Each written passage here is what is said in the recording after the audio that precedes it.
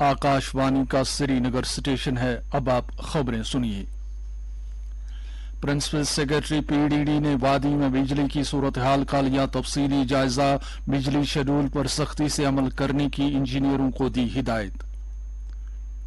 آنے والے لوک سبھا انتخابات کے پیش نظر چناؤ فہرستوں کے خصوصی نظر ثانی کے عمل میں اہل شہریوں کو اپنی تفصیلات درج کرانے کی چناؤ کمیشن کی استدعا۔ بھارت کے 54ویں بین الاقوامی فلمی میلے کا گوا میں آغاز، وزیر اطلاعات و نشریات انوراگ سنگھ ٹھاکر نے کیا افتتاح۔ اور وادی میں سردی کی شدت میں اضافہ، سری نگر میں کم سے کم درجہ حرارت نقطہ انجماد سے نیچے درج۔ پیش ہے خبروں کی تفصیل۔ Principal secretary power development department H Rajesh Prasad نے جموں کشمیر میں خاص طور پر کشمیر وادی میں درجہ حرارت میں کمی کے دوران بجلی کی فراہمی کی پوزیشن کا سری نگر میں آج ایک میٹنگ میں جائزہ لیا۔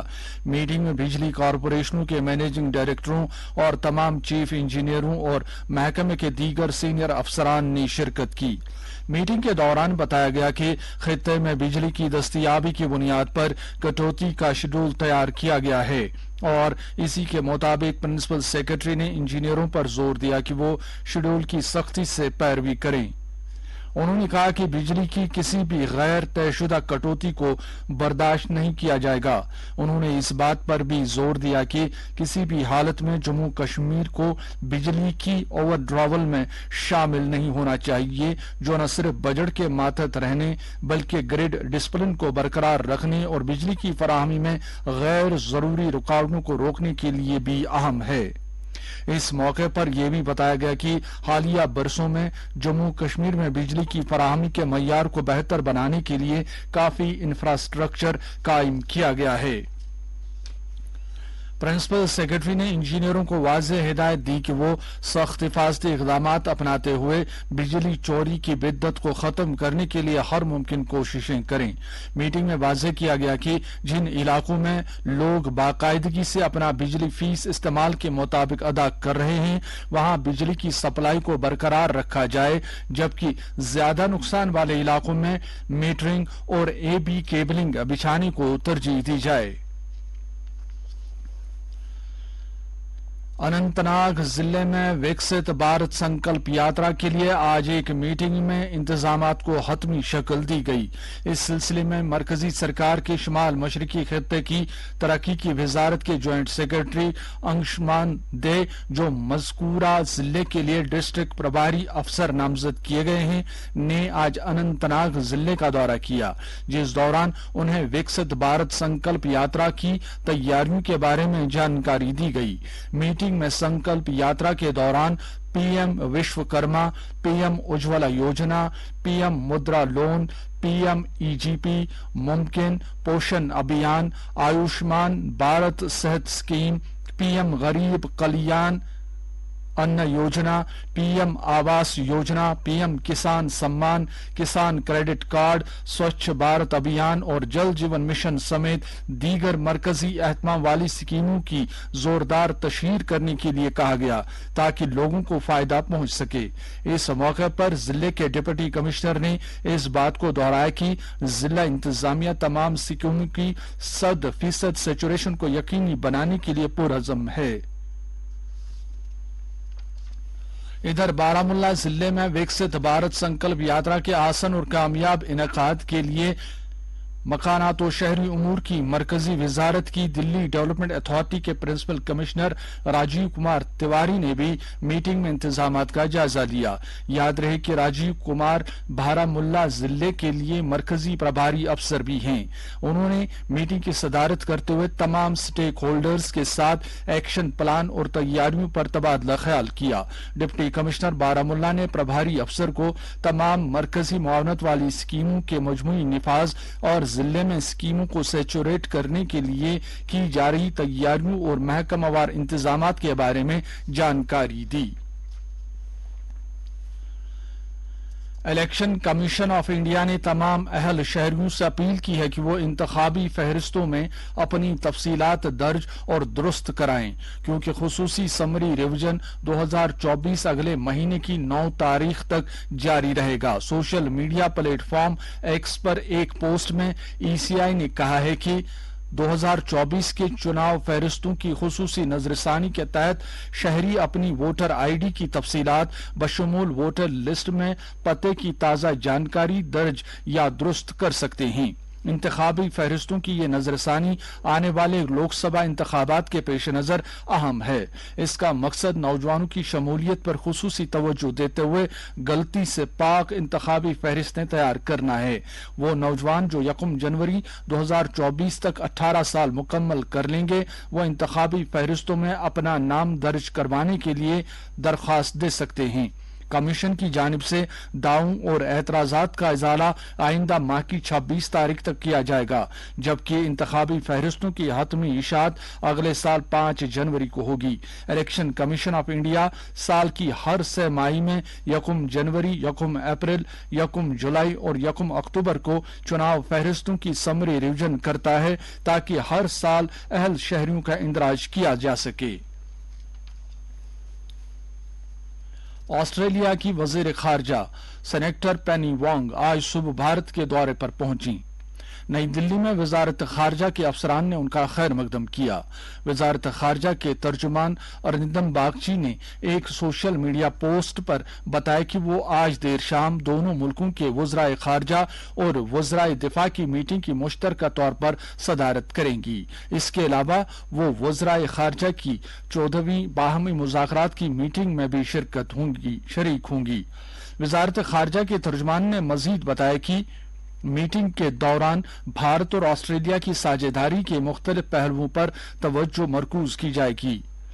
وزیر دفاع راجناتھ سنگھ اور وزیر خارجہ doctor S J Shankar Australia کے وزیر دفاع رچرڈ مارلس اور وزیر خارجہ پینی وانگ کے ساتھ میٹنگ کریں گے۔ میٹنگ کے دوران دفاع، کلیدی نوعیت کے معاملات اور دیگر سیکورٹی امور زیر غور آنے کے امکان ہے۔ کل وزیر خارجہ ڈاکٹر ایس جے شنکر اور آسٹریلیا کے وزیر خارجہ کے درمیان وزارت خارجہ کی سطح پر 14ویں مذاکرات ہوں گے۔ ان مذاکرات کے دوران جامع کلیدی شراکت داری کے تحت تعاون اور اشتراک پر غور کیا جائے گا۔ فوج کے سربراہ جنرل منوج پانڈے کا آج سے جنوبی کوریا کا دورہ شروع ہو رہا ہے۔ اس دورے کا مقصد دونوں ملکوں کے درمیان دفاعی تعلقات کو پھر سے مزید مضبوط کرنا ہے۔ بھارت اور جمہوریہ کوریا کے درمیان تعلقات کی تاریخ میں آج کا دن نہایت اہمیت کا حامل ہے۔ آج ہی کے دن 1950 میں کوریائی جنگ کے دوران ضرورت مندوں کی طبی مدد فراہم کرنے کے لیے بوسان میں بھارتی فوج کی 7 پیرا فیلڈ ایمبولینس گاڑیاں اتری تھیں۔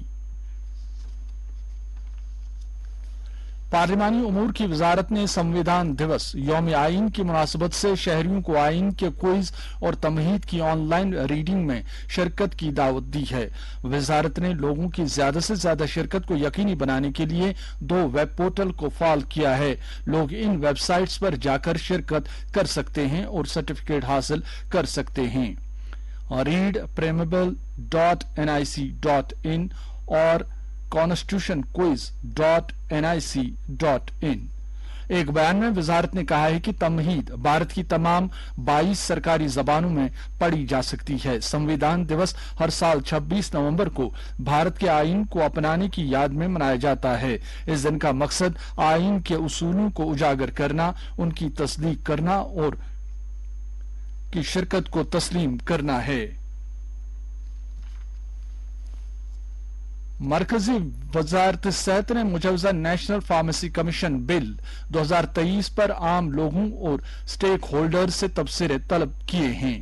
وزارت نے نیشنل فارمیسی کمیشن کے قیام اور فارمیسی ایکٹ 1948 کو منسوخ کرنے کے لیے نیشنل فارمیسی کمیشن بل 2023 کو حتمی شکل دینے کی تجویز پیش کی ہے۔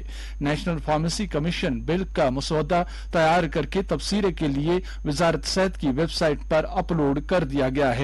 تجاویز اور تبصرے ای میل public comments@gmail.com یا mohfw@nic.in-hrh سیل کے ذریعے اگلے مہینے کی 14 تاریخ تک پیش کیے جا سکتے ہیں۔ بھارت کا 54واں بین الاقوامی فلم فیسٹیول IFFI آج شام گوا میں شروع ہوا۔ شیاما پرساد مکھرجی انڈور اسٹیڈیم میں منعقد کی گئی اس تقریب کا افتتاح اطلاعات و نشریات کے مرکزی وزیر انوراگ سنگھ ٹھاکر نے کیا۔ تقریب پر اطلاعات و نشریات کے وزیر مملکت ڈاکٹر ایل مروگن اور گوا کے وزیر اعلیٰ پرمود ساونت بھی موجود تھے۔ اس نوروزہ فیسٹیول میں 270 فلمیں دکھائی جائیں گی۔ اس سال فیسٹیول کا آغاز کیچنگ ڈسٹ فلم کی نمائش سے ہوا۔ IFFI نے OTT سیریز اور فلموں میں مہارت کو تسلیم کرنے کے لیے اس سال سے OTT ایوارڈز کا سلسلہ شروع کیا ہے۔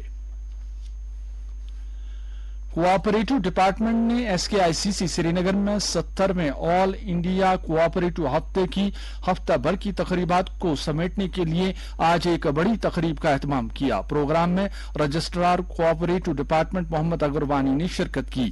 انہوں نے لوگوں کو روزگار فراہم کرنے کے لیے مقامی ہنر اور پیداوار کے استعمال کو یقینی بنانے میں محکمے کی اہمیت پر روشنی ڈالی۔ انہوں نے اس بات پر زور دیا کہ ہمدردانہ رویہ، اتحاد اور درست فیصلہ سازی کوآپریٹو سوسائٹیز کی ترقی کے لیے ناگزیر ہے۔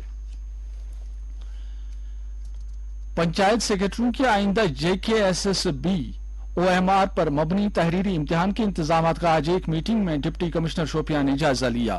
انہوں نے ضلع بھر میں SSB کے امتحان کے بخوبی انعقاد کے لیے قائم کیے گئے 13 امتحانی مراکز پر کیے گئے انتظامات پر تبادلہ خیال کیا۔ میٹنگ کے دوران پولیس اور محکمہ تعلیم کو تمام مراکز پر فول پروف سیکیورٹی اور بیٹھنے کے مناسب انتظامات کو یقینی بنانے کی ذمہ داری سونپی گئی۔ AG آفس سری نگر میں کل سے شروع ہوئے آڈٹ ویک کے سلسلے میں آج دوسرے دن بھی کئی سرگرمیاں جاری رہیں۔ آج خون کے عطیے کے ایک کیمپ کا انعقاد کیا گیا جس میں کئی لوگوں نے اپنے خون کا عطیہ پیش کیا۔ آج کے کیمپ میں پرنسپل GMC سری نگر ڈاکٹر مسعود تنویر اور للدت اسپتال سری نگر کے میڈیکل سپرنٹینڈنٹ ڈاکٹر مظفر حسین نے شرکت کی۔ اننت ناگ ضلع میں موٹر وہیکل ڈپارٹمنٹ کی ایک ٹیم نے آج کھنبل بجواڑہ سڑک پر ٹریفک قوانین کی خلاف ورزی کو روکنے کے لیے خصوصی ناکہ لگایا۔ چیکنگ کے دوران تقریباً 120 گاڑیوں کی چیکنگ کی گئی جن میں 30 اسکول بسیں بھی شامل تھیں۔